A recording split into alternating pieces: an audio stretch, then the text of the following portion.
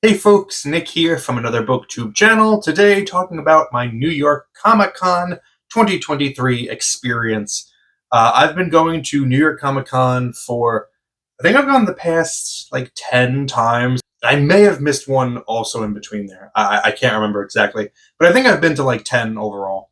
Um, and every year that I go, I always say the same thing when I'm done, which is I'm never going back again for whatever reason. Usually just because, I'm not a fan of the crowds. I'm not a fan of the city. But I do think that this time I really do mean it, unless something kind of significant changes in my just personal attitude or life in the next year. I'll get into that a little bit.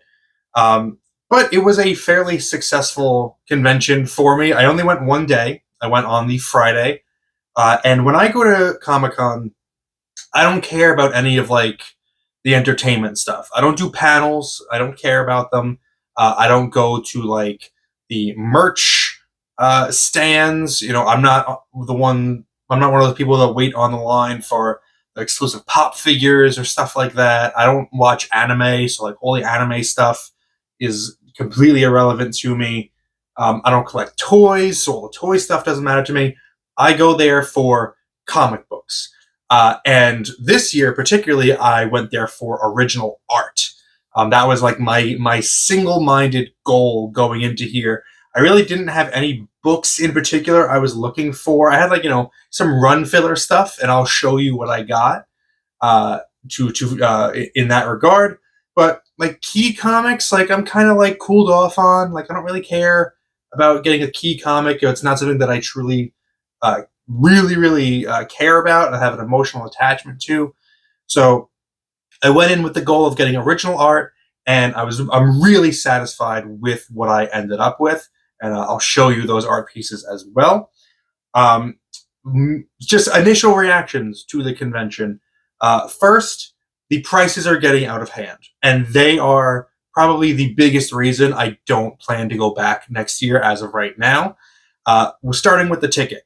I got a single day ticket, Friday, not even the weekend.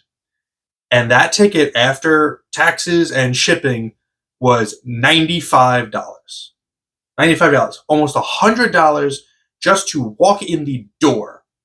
And that is ridiculous. That is ridiculous. I understand that it is the second biggest Comic Con in the United States behind San Diego. I understand it's the reputation around it. $100 to walk in the door is absurd, ridiculous. And you think kind of having high ticket prices means it might deter people. No, the crowds were crazy this year, bigger than any other Friday I've seen before. I had some friends go on Thursday as well. Thursday's always been the slow day, always, and they said it was packed on Thursday. So I'm not a huge fan of crowds. I'm not a huge fan of having to have my pace slowed down by someone else. I'm a native New Yorker in that way, and it's getting to be a bit too much. Even my friend who doesn't really have crowd issues, he was having a little bit of an anxiety attack there in Artist Alley because it was so crowded. So it's getting a bit too much. And now the prices in the convention itself. The real estate to set up a stand in New York Comic Con, I imagine it's very pricey real estate. If I don't know the exact numbers, I know several years ago, I think I heard it was like 10 grand to set up like a couple tables in the comics area. Like that's a lot of money, and so these vendors need to, and that's a few years ago, so it's probably even higher now. So these vendors need to make their money back, and so they are marking up everything, not just their wall books, not just the keys, not just the huge classic issues, but the stuff in the bins was ridiculous. I found I only got a couple stands where I found like actual good deals to be had, but there's no real dollar bins left. The cheapest that I saw there was I saw $2. I saw a $2 bin, but that seller didn't have it alphabetized, and like I like to dig through bins. You need to give me some kind of order. if I'm going to waste my time on that. So I didn't. I found a bunch of stuff from $3 bins, which I'll show you. I don't remember the seller's name. But for the most part, the only vendor that I really gravitated towards was Jason Hamlin, who, if you watch Cartoonist Kayfabe, they reference him a couple times through the years. He's got weird stuff. He dabbles and deals in the esoterica of the comics world, and he's got really unique items and unique books that you just don't see any other vendors carrying. And so I spent a lot of time there, spent a good amount of money at his stand, and I'm really happy with that stuff. And I'll be showing you that as well. So the prices are crazy, and it's not really worth it anymore. I think I'm going to look at some other conventions next year, maybe Baltimore. I've heard really great things about.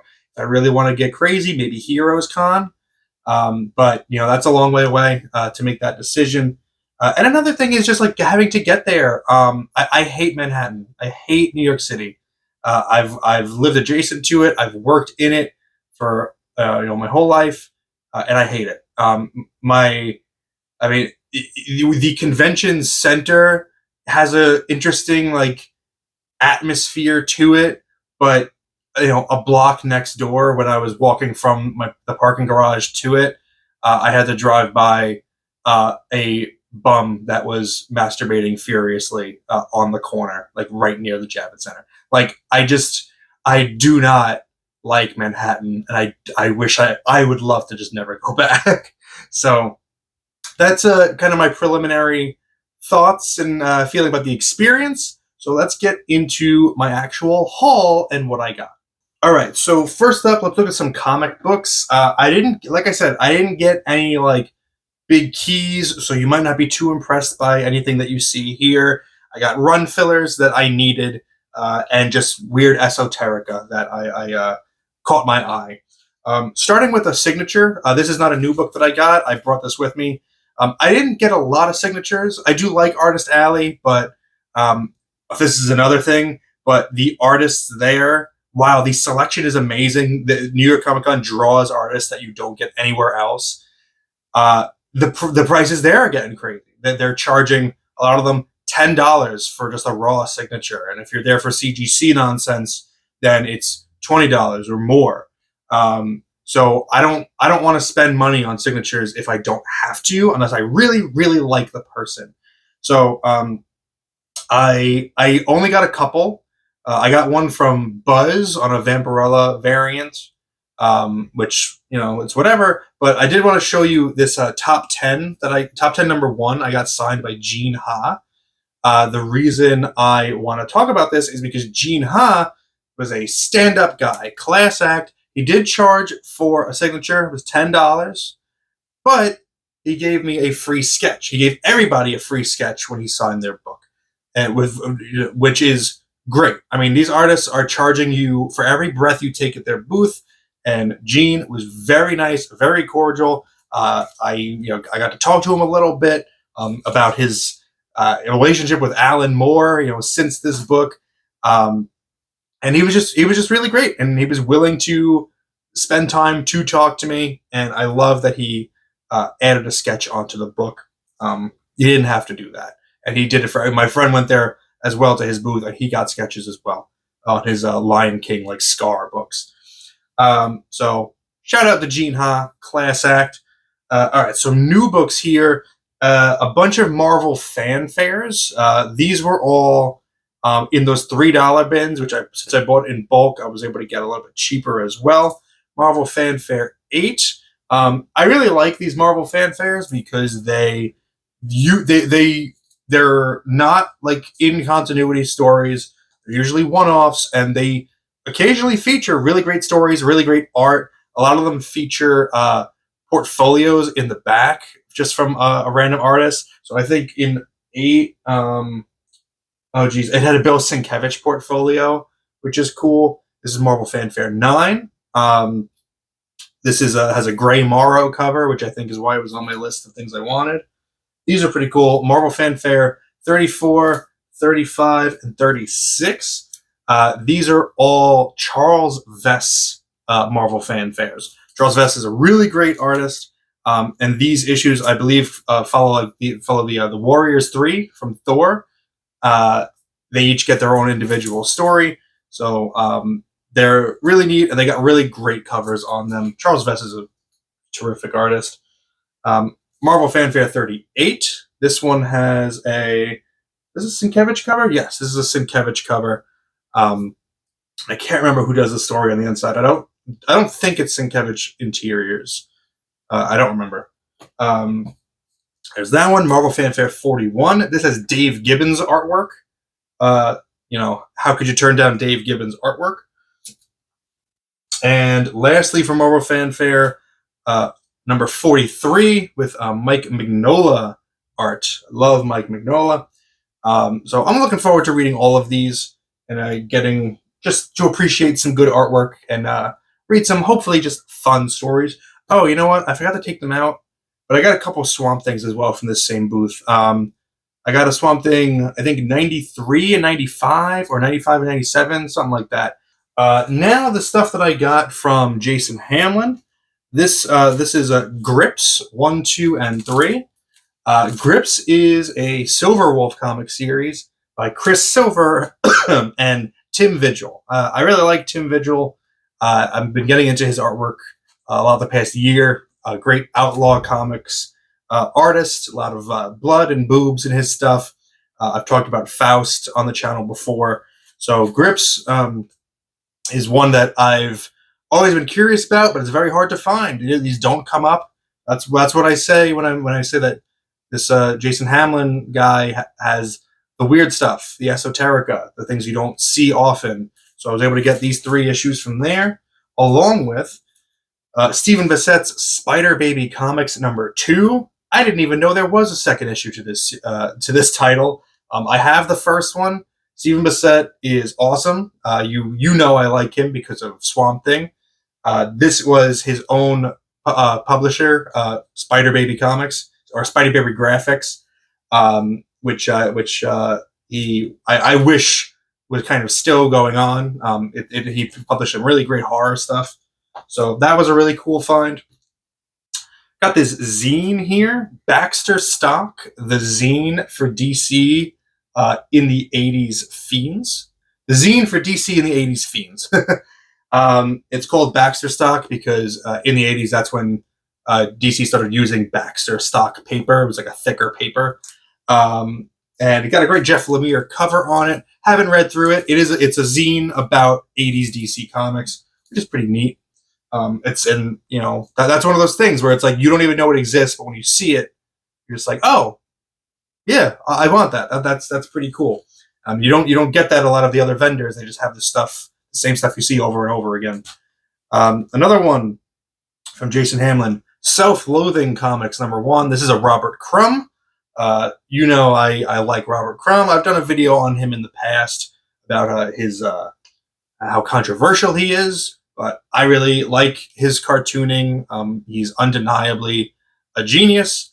And this is a classic cover. I think this is the second printing of this. But I don't really care about that because it's all the same comic. But classic cover. Can't wait to read that one. And these next two I'm really excited about because these you don't see anywhere. So this is Spirit World and In the Days of the Mob. Now, what these are these are magazines that Jack Kirby edited and designed and wrote for in the 70s for DC Comics when he left Marvel to go to DC. So these were from 71. They're published under Hampshire Distribution Limited. I don't know. I guess DC wanted to use a different name for their magazine lines, but it's just DC. These are the only issues of these magazines that ever came out, unfortunately, but they're really cool. They are so much fun to flip through, and both of them still have the posters attached. So that's another thing that's hard to find with these particular magazines, is that when you do find them, if you find them, the posters are never attached. Especially this one, In the Days of the Mob, has a John Dillinger wanted poster in the centerfold. And so everyone who got this magazine cut that out and put it on their wall. I mean, It's a really cool poster. I'm not taking it out. I'm keeping it in there. Um, but to find this with the poster attached, huge find. Jack Kirby, as a Jack Kirby fan, like those are must-have books in the collection. Those are the comics. Those are all the comics that I got. Like I said, nothing huge. Honestly, the In the Days of the Mob was probably the most expensive one there. So now let's move on to art. And this stuff I'm really excited about. Okay, so moving on to the art. I'm going to start with this. This is not original art, but it is a collection of prints. It's a portfolio that is very hard to find, and I've never seen it in person before. This was another pickup from Jason Hamlin. It's got that good stuff, man. And it's... No, I can show this cover. So this is the portfolio itself. This is Wallywood's Weird Sex Fantasy portfolio. Wallywood, one of the greatest artists of the 50s and beyond, but really like his work on an EC was incredible for like weird science fantasy stuff like that, shock suspense stories. So this is a collection of 10 plates, high quality prints of science fiction-y, like weird sex stuff. Like nothing like too like disgusting, but like there's like his like version of like a Star Wars like porn parody in here. I mean, I can't really show you much from this because I'll probably get flagged by Instagram, but they're awesome. And what's really cool is that the first plate in here is signed by Wallywood. So having a Wallywood signed plate is really awesome. It's signed and numbered by him. There's only 2,000 of these in existence. This is, I think, number 167, 137. So that's dope. Limited edition item. And it's awesome. I mean, I flipped through it and I was just giddy flipping through it. It's so neat. This is something that you'd never ever see. And I got it for a great price. Jason did an amazing job. It was really good to me. He saw that I was passionate about what he had at the stand. I wasn't just like a looky-loo. So really happy to see him. He's another one that, like, if I don't go back to New York Comic Con, I'll miss him more than anything. Because I don't know if he does other shows like nearby. I don't know if he does Baltimore or anything. So I'll have to look into that. But I wanted to make sure that I got something really big from his stand this year. And that was that. So now we'll go to actual art, original. And we'll start with this one here. This is a page from Barnstormers by Tula Lote. The series is written by Scott Snyder, art by Tula Lote. I got this from her directly at her booth in Artist Alley. So I got to meet her, got to talk to her a little bit, got the fanboy gush. I love Tula Lote's artwork. It just has this unbelievably like dreamy quality to it. And I got to talk to her a little bit about, and just tell her why I like it so much. How she's able to take practical art and make it look like it's digital, like the way she's able to get highlights on here and just weird effects. She told me a little bit about it, about like all these like black like smudges that you see. She takes like a graphite pencil or just graphite piece and just kind of like rubs it on there, and then she'll take like really cheap, low quality hairspray, which I'm actually, now that I'm really close to this, I think I could smell it. Because there's a smell in here that wasn't here before. I think it's this. She takes a really low quality hairspray, sprays it a little bit, and it causes it to run, and it gets these effects that you're seeing here. And then hearing stuff like that from artists is just like, it's so smart, it's so genius, and it's something that I would never think of. It's why I'm not an artist, because my brain doesn't think that way. But this is awesome. She's got some white out here. I guess she didn't like the way that turned out. But I actually haven't read Barnstormers yet. I should probably get around to it now that I own this. I also need to get the actual issue that this appears in. So because you have to do that when you own a piece of original art, you need to get the book that it's in. It's just right, you know. So yeah, there you go. Tula Lote original art. Now this next one, I can't actually show you the physical version of because it is not safe for work. So what I'm going to do is I will put a picture of it up here, and I'm going to censor out the nudie bits. But this is really awesome.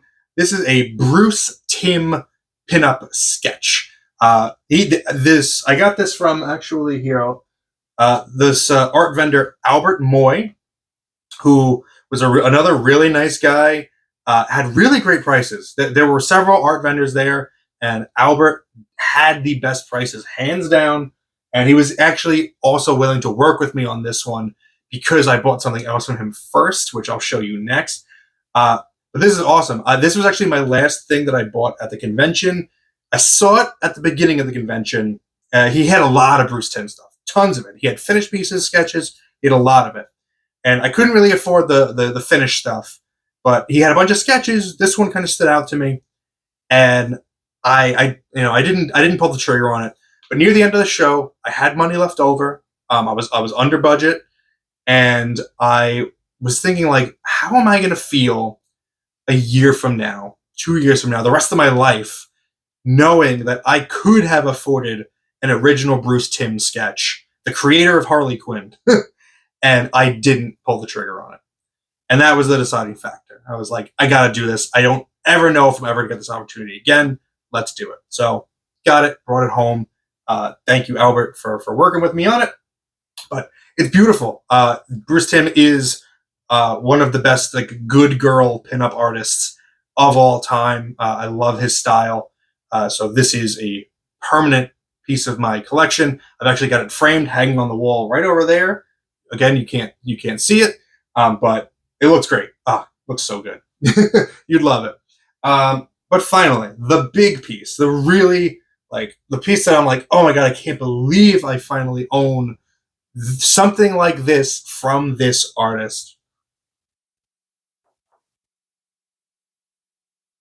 It's a Stephen Bissette Swamp Thing. So this is a fully, I think it's marker. It's fully marker and fully colored by Stephen Bissette.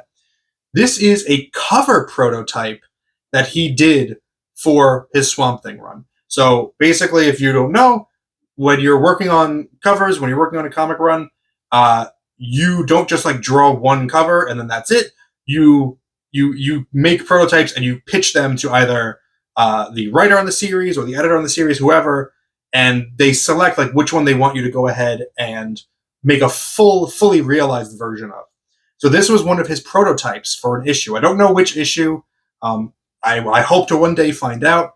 But he drew this, and he even wrote up top, "My vote." So Bissette really liked this prototype, and he wanted this one to be selected. Unfortunately, it wasn't, because I don't recognize this cover. So maybe we'll never know. But yeah, I think it's from one of the later issues, because the Swamp Thing's coloring is red, and he turns red near the end of Alan Moore's run. So I think that might narrow it down for me. But yeah, this is sick. This is awesome. Just a big Swamp Thing piece by arguably the greatest Swamp Thing artist of all time. And, debatably, because you got Bernie Wrightson, obviously. But in terms of like personal favorites, Stephen Bissette, an absolute champion. killer artist. And I just love this piece. This is something that I am going to value for the rest of my life. And it's probably going to take up a spot on my wall behind me somewhere in my office so that I can always be looking at it. But yeah, that is all of my art. That's all the comics. That's my everything. That's my haul from New York Comic Con. Let me know if you went to the show and how it was for you. Let me know what you got. Let me know your reactions to anything that I got here. Oh, that Bissette piece was also from Albert Moy. So guy was awesome. And actually, Rob Liefeld stopped by the booth while I was there, and they're good friends. So Rob Liefeld was looking at all like the really high price stuff, and I think he made a deal for something like 5 figures. So that was pretty cool to just kind of be buying art from the same dealer as Rob Liefeld, like at the same time. That was pretty cool. But yeah, anyway, let me know about your con experience.